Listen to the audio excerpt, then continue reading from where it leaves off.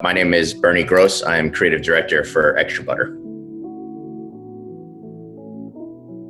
I'm from New York, born and raised. I mean, we can get into it a little later, but I feel like I'm pretty much the embodiment of like what a melting pot of New York is. I got family from every borough. It was actually through my dad that like I got into DJing, that I got into graffiti. Eventually I got into b-boying. I was a competitive b-boy for like 10, 12 years. And I feel like I kind of took that mindset of like the b-boy culture and just kind of put that battle mentality into career paths in my life later, you know, whether it be through design, through blogging, the retail game. You know, b-boying is like all about that competitive edge. You know, like you could be down with other people, you can respect what they do, but it's all about like, all right, I'm going to bring my steez and I'm going to fucking just burn everyone. So obviously I have friends in the industry, you know, who own shops, who run shops. I have friends who have their own brands and I got love for them all. But, you know, my job is to just, you know, do the best that I can do and just, you know, kind of, you know, show my style. The other part of the b-boying that I think I hold near and dear to me is that ability to pass the torch.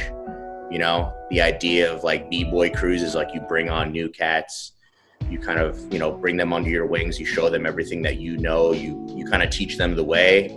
And then the idea is for like them to grow, develop their own, you know, style, their own flavor, adopt the old ways, and to like, you know, put them onto, you know, a brighter future to carry on the legacy, to carry on the culture. And I think the same should apply to streetwear. The way I've always looked at it is I want to be able to use my resources, my experience, my knowledge, and pass that on to the next kid. Inspire them to, you know, chase their dreams, to start their own brand, to start their own shop, and kind of make sure that they are the ones that are continuing the culture of streetwear the way I feel like it should see fit. Because if you don't necessarily have that like guiding light, that mentor that shows you like, you know, this is how it is or this is how it should be, then you have these old guys, these old heads that complain about, oh, it's not like it used to be. Oh, and back in my day. And you can apply that to any culture. You can apply that to music, you can apply that to art, to streetwear, fashion, whatever it is. When you have those old guys say, well, it's not like it used to be, I always challenge them with, well, did you make sure that you adopted a kid to make sure that they brought on that legacy in the direction that you wanted it to be? So I do think it's really important to make sure that I'm meeting young talent so that, you know, I acknowledge and I identify potential talent that I can help foster. I ended up getting an internship at Freshness Mag, which at the time was like one of the very first streetwear blogs that had existed. And eventually that job turned into a full-time blogging gig at Yu Ming's next business venture. He hit me up and he's like, hey, I'm starting a new blog strictly about sneakers. And that blogging job turned into Sneaker News, like what it is now. I think I was the first blogger for Sneaker News. That's crazy. I helped him launch SneakerCon. I remember the first SneakerCon was the second floor of a really shitty comedy club on 42nd Street. It fit 500 people, max. Wow. And there was no AC. It was in August, maybe July, and we were dying. I remember it was awful in there. No lights. It was poorly lit, but, you know, I think we all thought, fuck it, you know, like, you know, I don't even necessarily think that there was enough vendors to populate a full room. So I think like technically Sneaker News had most of the tables and it was like our sneakers that we were selling, like Yu Ming samples. I mean, needless to say, it grew, you know, I mean, SneakerCon is huge now, but I always compare it to like the Pantheon. You always think about the Pantheon, people, a meeting place, like a central hub. And there needed to be that for sneaker enthusiasts, especially here in New York. So the first like 10 collabs that I did for EB was on the side while I was working on the agency side, you know, and I don't even think I got paid for those collabs. It was just stuff that I had the idea and I was just pitching it. We had pitched an Adidas collab. It was a multi-shoe pack. It was inspired by Wes Anderson, one of our favorite film directors. Directors of all time, like literally. Yeah, thank you, man. And we designed it, we pitched it to Adidas. They loved it. We waited for feedback. And I remember we got an email or a phone call or something. And they were like, someone in marketing happened to have showed this to Wes, and he loved them. Like, he wanted to be down, and we were just like, oh my God, this is it. And like, I remember like the next day I was just like, okay, this is a calling. This has to be a calling. Like this, like I understand that people get to design stuff, but they don't get the design stuff that is inspired by other creative people. And then you show it to them, or it gets shown to them, and they're now creatively inspired. So I basically pitched the idea that I should come on full time for EB as, lead designer, lead creative. So when I came on, the idea was, okay, like all of these collabs that are like in sampling that are going to come out, how do we build that to be brought to life in a very immersive way? And it wasn't just about putting a sneaker on the shelf and calling it a day, because that's what we had seen from our favorite boutiques. It's like they did a cool collab, they put it on the shelf, they said it's exclusive, and it's great. Like you get your hands on it, you give them the credit card, you get your transaction, you go home, and then you're like, okay, like that high is over, the dopamine is gone. Yeah. How do you extend that? How do you augment it? So the idea was like, okay, let's do a build out. Let's do storytelling. Let's do stuff that is interactive. Let's try to create, like a lookbook. Let's try to create a video. At the time, no one was doing videos at the time. Everyone was doing like really bougie ass, like white backdrop studio. Like I'm a post. Yeah. That's it. Like a beauty shot. And those are great. But at the same time, it's just like, it wasn't compelling. It wasn't compelling to me. We just wanted to kind of go that extra mile. And a lot of the content that we were creating would go over the heads of a lot of the customers. But for every like 50 or 100 that they're just like, oh yeah, whatever, that's a video. Then you get that one guy that'd be like, oh wait, you shot this because it was inspired by this, and then you did that, I can tell the reference here. And then that person ends up being a lifer. They become loyal to the brand. You start to cater to that person. And when you cater to that one person, then next time it becomes 2, and then 4, and then 8.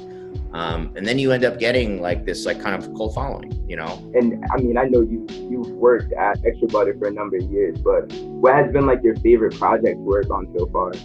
I now understand when parents say like, you can't choose a favorite child, you have memories with each one, and for different reasons. I mean, I hold a lot of them special because there are memories that I have that maybe happened during the time. There might have been something going on in my personal life that like just aligned with the energy that I had bringing a project to life. On the flip side, there are some shitty experiences in my life personally that had happened that maybe that release was like the only positive thing going on. And so I look to that as like a crutch, an emotional crutch. Like one of the most fun releases that I've had was our New York Islanders Reebok. I think at the time, people were just hating the fact that the Islanders were in Brooklyn.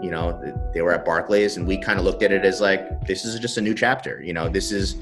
I saw it as an opportunity of like, okay, like inner city kids don't know hockey. Yeah. They've probably never watched a hockey game in their life. And so our opportunity was, okay, let's make hockey cool, that they would actually give a shit. What's considered like a white person sport, how do you engage them, in a certain light? And how do you make existing hockey fans happy that, they have something from a lifestyle point of view? I mean, we got to do, an official Islanders licensed branded, shoe for Reebok. We got to do a pop-up shop at Barclays, so you have all the visibility there. It was just our way to like rep our hometown, So I always love that. And then, I think the work that we did for the North Face is always great. That seemed to be another more recent, like huge blip on people's radar. I had so much fun doing, the photo shoots and the videos for that, going on the rooftops and having parkour. Like we had like professional parkour people like climbing these buildings and scaling like water towers.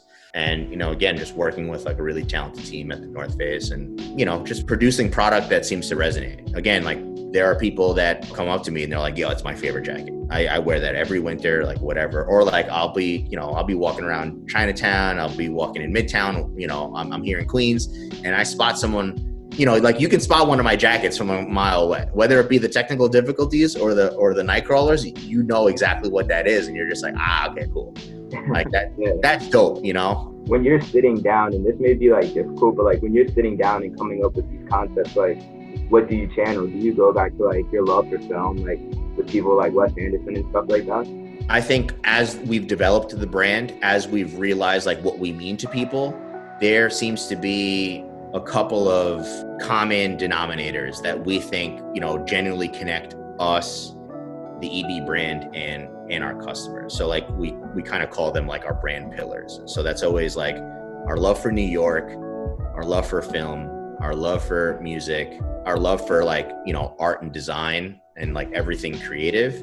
And then the last one has always been like, how do you engage your community? And that can mean your local community, like the people in New York, or it can mean just, you know, our global audience. You know, my definition of community lately has been empowering the next person, giving them the resources to, you know, to compel themselves. We've been doing a lot of charity work during COVID. We've met with these beautiful people from Our Children. It's an organization here in Queens that this nun helps incarcerated women get back on their feet and help their children. Like while these women are in jail, like they help their children. Like they built like full-time nurseries at penitentiaries in New York. You know, they have transportation systems that like they provide free rides up, you know, to you know, for visitations.